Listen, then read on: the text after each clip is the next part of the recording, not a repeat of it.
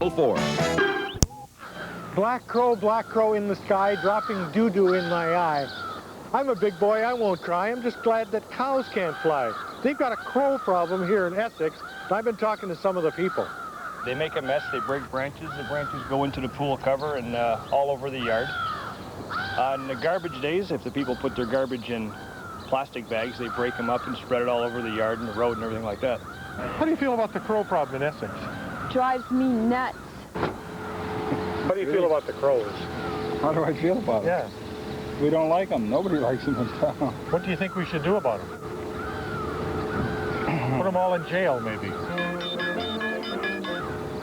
You're trying to be funny. I'm trying to be funny, yeah. No, I want a serious answer from you. If you could find a way to get rid of them, we would be glad to.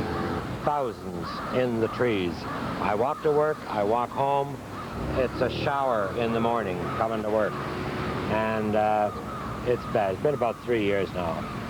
I don't know what they can do, but they should do something. Where I live, I just shoot them.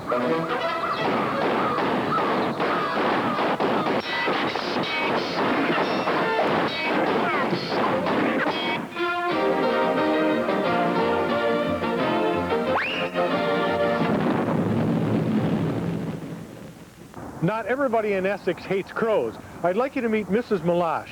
She has lived here since 1973, right next to Tully's Bush. Her next-door neighbors are 90,000 crows, and she says she finds them interesting.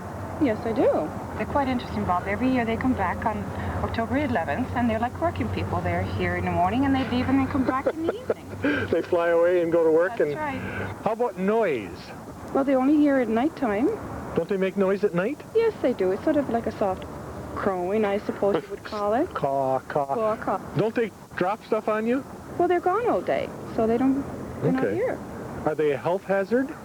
As far as I don't think so. No, you look pretty healthy. Thank you. Are they good neighbors? I think so. Do they pay their taxes? I wish they would pay part of mine.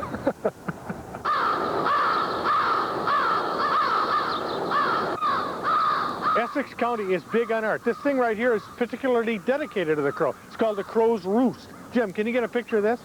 Crows land on here, and there are none here now, but at night this will be full of crows. Then they spin around, drying their feathers off. It's like a lazy Susan, full of crows. It's by Grace Manius. Very good. I give it about a B+. This is Mike Oldham. He's a biologist with the Essex Region Conservation Authority. Tell me about crows. Well, crows are a large black bird, member of the jay family. They're primarily scavengers. In the summer, they take quite a bit of live animal food, insects, that sort of thing. They travel in groups? In the wintertime, they congregate in large numbers where they roost. During the summertime, they disperse, and they're generally solitary or in mated pairs. These 90,000 crows around Essex, where do they come from? They probably come from throughout southern Ontario, south of a line from about Ottawa to Parry Sound. Why do they come to Essex? Essex is probably about as far south as they have to go, and they can still find food easily. The ground here is flat and windswept, and they can still get grain. They just come here in the winter? Yep, there are crows here in the summertime, a few that stay to nest, but most of them are only here in the winter. Are they a health hazard? I don't believe so. I've never heard of any cases of health problems here or elsewhere as a result of crows. Right. They are a problem, and a lot of people suggest shooting them. What do you think of that idea? I think it wouldn't be very successful. They're a very intelligent bird that would be hard to shoot in any large numbers. If you wanted out with a gun, you may get a few, but you'd have a difficult time killing 90,000 crows. Manitoba has a mosquito festival, and Kingsville has a migration festival. Why couldn't Essex have a crow festival? I think it could be a good idea. It's certainly quite a spectacle to see 90,000 crows in one place, and I think people who haven't witnessed it would be quite surprised at how interesting it is.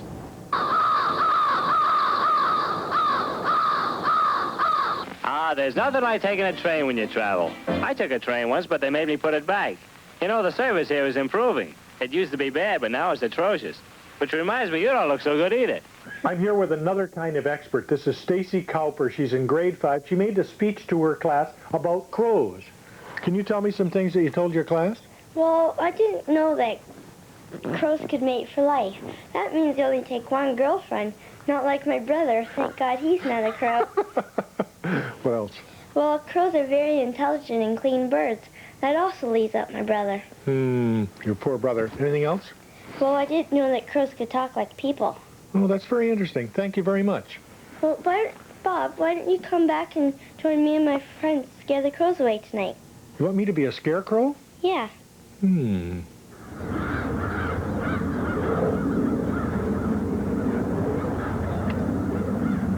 This is Dave Emmons, town administrator. Tell me what you're doing about the crows. Well, Bob, we got a noisemaker called a crow boomer, and it clears an area for 3 or 4 blocks. What about plastic owls?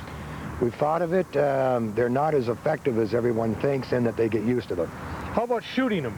Oh, that's a very dangerous situation in the opinion of the council in the town. What do you think you should do then? I'd like to see everybody get their children out about this time of night at dusk, make a lot of noise, bang pots and pans, garbage lids, make it uncomfortable for the crows, chase them out of town.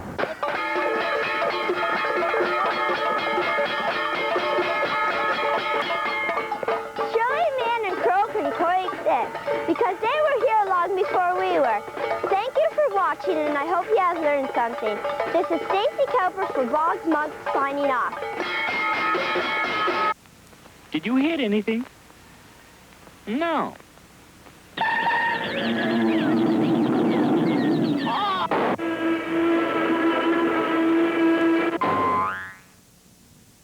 Thanks, Bob and Stacy. Probably